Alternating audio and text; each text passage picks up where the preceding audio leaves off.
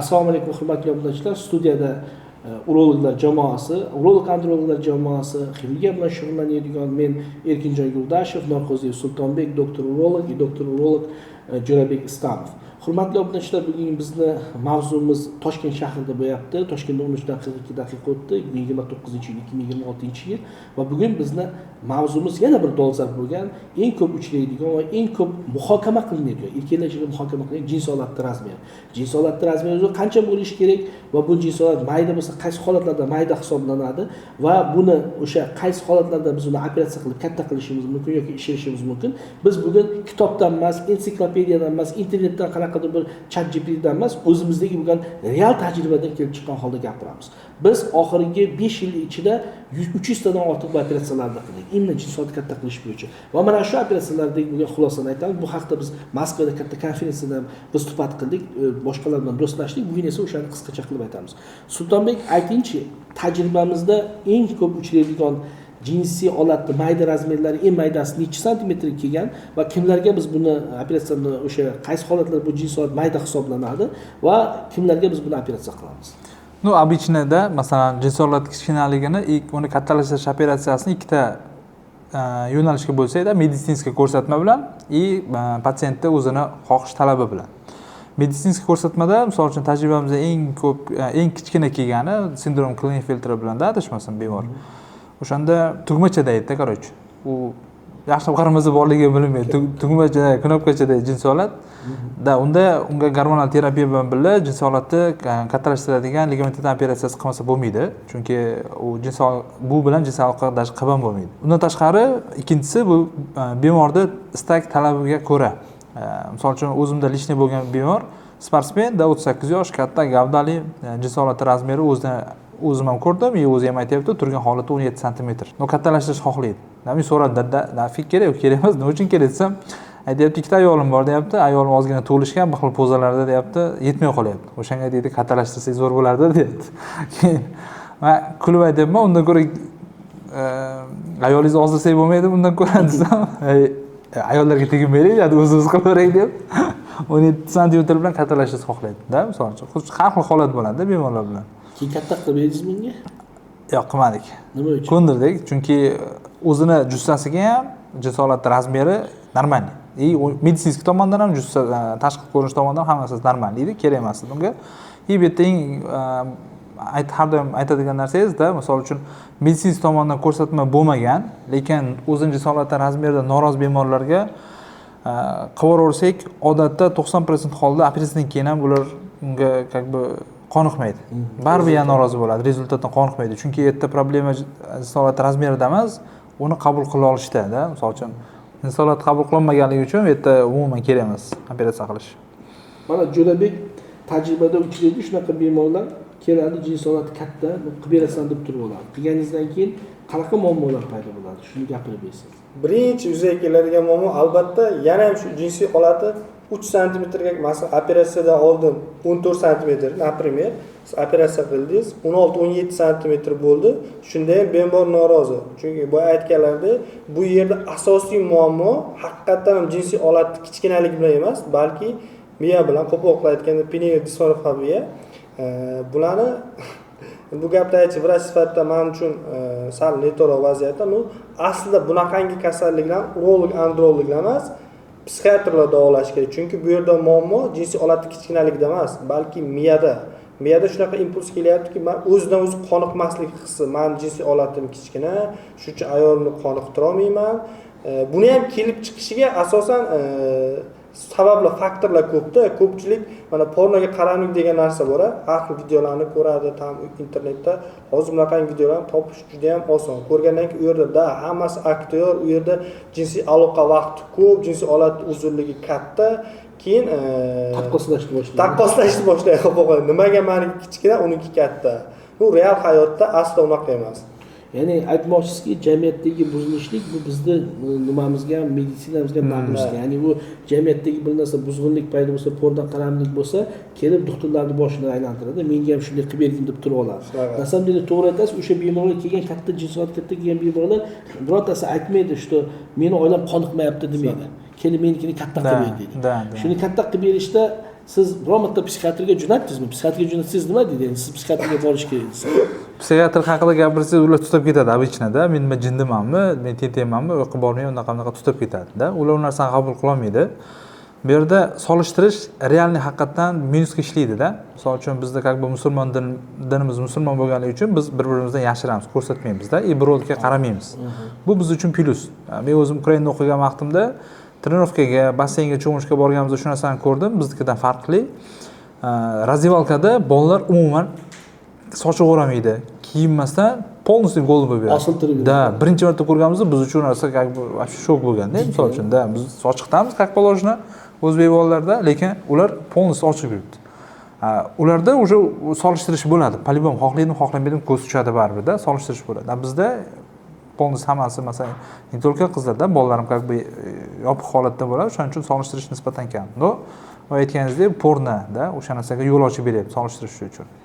Yana sizda mana Jo'rabek shunaqa holatlar bo'ladimi? Jins holati katta, lekin bemor ishilishni xohlaydi, gel qilishni xohlaydi. Yana oxiri kelgan bemorimiz oxiri o'sha Dog'istonda kelgan, o'sha haqida gapirib bersangiz. Ularda qanaqa holat? Ya'ni ko'rsatma bo'lganmi o'zi shuni ishlayishga? Da, o'sha yaqinda o'tgan safargi bo'lgan holat bilan bemor O'zbekistondan, Qoraqalpog'istondan, Kazanda yashaydi, o'sha yerda istiqomat qiladi, ish faoliyatini o'sha yerda yuritadi. Shu o'z jinsiy holatdan qoniqmaslik hissi bilan urolog andrologga boryapti. U yerda bir paytda o'zida ikkita operatsiya, ya'ni ham ligamenttomiya, ham jinsiy holatni qalinlashtirish, ya'ni filler jo'natish operatsiyasi bo'lyapti. Shundan so'ng bemorda keyingi operatsiyadan keyin ikkinchi kunda jinsiy holatda infeksion proses boshlanib, uje yiringlash prosesi boshlangan. Shundan keyin bemor nima qilishni bilmayapti, vahima, panika, ekstern больницаga borsa, даже ekstern больницada urologda bunda qanaqa operatsiya bo'lganligi haqida ham tushuncha bo'lmayapti ularda. Bemor yetkazib bera olmayapti. Shundan so'ng bemor men siz bilan xabarlashib, zudlik bilan Toshkentga uchib keldi. O'sha kun operatsiya qildik. Ekstern holatda operatsiya qilganimizda aponevroz orqa holatda ichi to'la yiring. Shu bemor sanatsiya qilindi, yiringlardan tozalandi. Bemor O'zbekistonda bir hafta qolib Toshkentda davolandi. Hammasi yaxshi, ideal bo'lgandan keyin yana qaytib Kazanga uchib ketdi. Men bilan nima demoqchiman? Siz o'z jinsiy holatingizni katta qilaman deb bir ishda ikkita ish qilib qo'ymang. Ya'niki o'sha operatsiyada rostdan ham birinchida u bemorga kerak emas edi. Kerak bo'lgan taqdirda ham malakali urologga, malakali andrologga murojaat qilish kerak. Taxmin tavakkal borib o'zi bilmagan, tanimagan andrologga qildirgan. Yana qildirganda bir paytda o'zida ikki etapli operatsiya filler ham jo'natganda, bu ham katta minusga ishlab ketganda bemorga. To'g'ri aytasiz. Men gapingizga qo'shilaman. O'sha bemor esimga kelyapti. Ya'ni og'ir holatda keldi. Biz o'yladik, hozir bu yiring ichkariga o'tib ketgan bo'lsa, agar biologdan bo'shga kirgan bo'lsa, bu jinsiy holatda ham hali ereksiya bo'ladimi? Ereksiya, не то что ereksiya, jinsiy holatni yo'qotib qo'yish, nekroz berib olsa-da, chirib ketsa jinsiy holatda. Ya'ni bu yerda men hammaga aytaman, yana takrorlayman, mana fallopirotezirlarga ko'rsatma bor. Fallopirotezirlarning asorati bundan asorati ko'proq. Agar teshilib qolsa, bunaqa nekroz bersa-da, lekin bu yerda absolyutni ko'rsatma bor. Ya'ni bu yerda biz to'g'rima-to'g'ri jinsiy holat turmayapti, qilyapmiz, qo'yapmiz. Lekin mana bunaqa jinsiy holatda filler qo'yishliklar, polimolochkalarda umuman bunda ko'rsatma yo'q. Hatto ligamenttomiya ham to'g'rima-to'g'ri ko'rsatma yo'q. Buni qilgandan keyin mayli, u doktor, shifokor, bemorlar ko'plari nima qilmasligi mumkin. Ya'ni aytmasligi mumkin. Agar shikoyat qilib qolsa, lekin birinchi navbatda nimani so'raydi? Bundan nima ko'rsatma bor? Haqiqatda ham mayli, malakali infeksiya qilsa bo'lardi. Ya'ni bu yerda aytmoqchimanki, o'zi filler shunday narsaki, fillerlar, polimolochkalarda asorati ko'p va buni asorati mana boshqalarga shuncha asorat beradi deydi. Arziydimi, arzimaydimi? Ya'ni sizning fikringiz bo'yicha shu narsa arziydimi, arzimaydi? Buni boshqa yo'lda yo'qotish kerakmi? Nima qilsa bo'ladi bu narsani? Endi bitta narsada, bu yerda biz hozir misol uchun uni faqat minus tomonlarini aytyapmiz-ku, operatsiyada, masalan, qalinlashtirish bilan ligamenttomiya. Bitta narsani tushunish kerak bo'lgan narsa, biz bu operatsiyalarni qilamiz. To есть biz bundan pul ishlaymiz-da. Bizga foyda qilsak, lekin qilish foyda ekan deb turib, kelgandan keyin javob keta olmaymiz. Imенно boya aytganingizdek medisinskiy ko'rsatma bilan, ili bo'lmasam arzisa-da, o'sha qilingan xarajat, mehnatga bo'lish mumkin bo'lgan asoratiga arzisa qilamiz, bo'lmasa qilmaymiz. Yana bitta narsa, o'sha bemor siz bilan suhbatlashdi. O'sha operatsiya qilgandan keyin ham nima deyapti? Yana katta qilsa biroz o'ziga yiringlar tozalandi, temperaturalar tushdi, jarohat bitishni boshlayapti. yana telefon nomerini olib turib, doktor men bir 3-4 oydan keyin shu operatsiya повторно qilsam bo'ladimi? Unda kattalashamiz, o'stirib santimetr deydi. Ya'ni ham bemor o'zi uchun to'g'ri xulosa chiqarmaganda. Og'zi kuygan qatiqni ham puflachadiku uchun tanilmay. Maqolda aytdingiz-ku nima dedi? Ko'r hassasini ham bir marta yo'qotadi. O'zbeklarda unaqa maqolalar ko'p, ayniqsa shularga atalgan. Ya'ni endi biz bu gaplarni biz uchun biz tashqi tarafdan ko'ryapmiz, bizga kulgulik tuyuladi. Lekin biz как doktor o'ylayapmiz-da, ular esa как psixiatrический kasalda xafa bo'lsa ham bu narsani naborot agar kelgan bemorga biz ko'pincha men aytamanki, o'zi o'sha mo'jizaviy gaplarim bor. Buni sen bemorlar ham biladi. Bu haqiqatda ham shunday. Men buni katta qilib bersam, kendayani qiynab qo'yasan, sendan qochib yuradi. Ya'ni yana boshqa mo'jizaviy gaplar bor. Uni aytmaymanki, kasallar bilib qolmasin, shunaqa deb, o'sha yo'q, uni ko'nglini olish uchun emas. Mana ko'rgansiz. Prosta haqiqatda ham shunday. Bir xillar xursand bo'lib ketadi yoki bir xillar shunday keladi, aytadi, men jinsoratim kattadan maydam shuni bilmoqchiman. Shuni ochib qarasangiz, filda nimasi o'xshaydi, turishi o'xshaydi. Ha, mana uni qilib bitta ayog'ini chizzasiga yetadi deb aytaman. Lekin shuni ham katta qilaman deb turib oladi-da. Shuning uchun men bizning asosiy bugungi maqsadimiz videodan shundayki, biz bu operatsiyalarni qilamiz, lekin ko'rsatma bo'lmasa qilmaymiz. Ammo o'shaning uchun bunday narsada pul kelgan joyda odam o'sha tormozni bosishni bilishi kerak. Tormoz bosish haqida siz bilasiz. Yetarli joydan. Shunday holatlar bo'ladi dajida. Misol uchun ba'zida keladi, bemorlar yakkama-yakka gaplashganda aytadi, o'zini ayoli, misol uchun sizniki kichkina degan ma'noda namyokcha shunaqa gaplar qiladi. Misol yaqinda bo'lgan holat, kechagi holat. Yaqinda bo'lgan holat, короче, endi o'sha aka videoni ko'rib qolsa ham uzr, lekin xalq bilish uchun u narsada o'g'illarni olib kelgan 13-14 yosh bola, короче, endi prosta o'zini yoshiga rivojlanish yaxshi, bitta ko'raylik degan ma'noda olib kelgan. Bu yaxshi narsa, chunki bolani yoshligidan rivojlanish to'g'ri ketyaptimi? Biz yoshligimizda hech kim olib bormagan u narsani, qilmagan. Hozir olib kelyapti odamlar. Olib kelgan shu bahona o'zi ham. Keyin bolalarni chiqarib, yakka-yakka gaplashganini o'zi aytayapti. Ayol aytibdi-da, ayol aytgan, bolalari 2-3 ta o'g'illari bor. Kattasi yaxshi-da, misol kattasi rivojlanishi, jinsiy holati, razmeri hammasi zo'r. Va kichkinasi, o'rtanchasi jinsiy holati sal kichkina bo'lib qolgan. Chunki bu sizga o'xshab qolibdi-da, bu menimcha salkina jinsiy holati miyaga urgan deb aytgan-da, primoy aytayapti u narsani. Kichkinasi sizga o'xshab qolibdi, jinsiy holati buncha yaxshi rivojlanmayapti-da, bitta ko'rsating, vrachga olib boring deganda. Keyin boyagi odam endi nima qilishga unaqa paytda? Jinsiy holat kattalashtirishim kerak deb operatsiya qilishim kerak deyapti. Shunaqa holatlar bo'ladi. U birinchi marta emas unaqa holatda, ko'p bo'ladi. Yakkama-yakka holat aytganda ayollar shu narsani aytadi, namyoq qiladi, boshqa qiladi. Erda qiladigan ham xotin, qora qiladigan ham xotin edi, o'zbek xalqi maqoli. Prosta men aytmoqchiman. Haqiqatan tajribada shunday bo'ladiki, bitta qizga borgan, seniki mayda ekan, shamollash bor ekan, bor tekshirib deb yugurib keladi. Sizda ham shunaqa tajribangizda bo'ladimi? Qanaqa? Misol keladi, meni oilamga mayda deb aytdi, o'zimga olib qolsa mayda emas, miyada qolib ketgan. Shunaqa. Mana yaqinda ham esizdami? Qashqadaryo implant 99-yil bola. O'sha 1 yil uylanganiga 1 yil bo'lgan, jinsiy aloqa absolyutni bo'lmagan, nol, hali qizligini ham olmagan. Даже biz unga peni implant qo'ydik, hammasi yaxshi, ideal zo'r. Aloqa qilgandan keyin 1 oydan keyin hammasi yaxshi.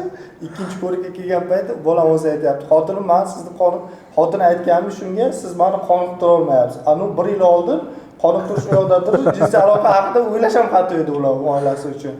Peni implant qo'yildi, hammasi ideal. Onasi ham qanday achib gapirib berdilar, esizdami? Men shu vaqtga jiddiy bilmagandim shunaqa nimaligini.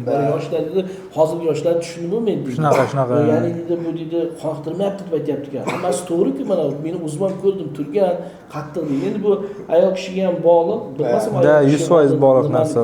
Nima bo'lgan bilmayman. Samarqanddagi medsestra, Samarqandda ishlagan paytimizda bitta medsestra, короче, birinchi turmushi o'xshamayapti-da, ikkinchisiga turmushga chiqyapti. Ikkinchisiga chiqsa, endi u qizda solishtirish uchun primer bo'lgan-ku birinchi turmushida.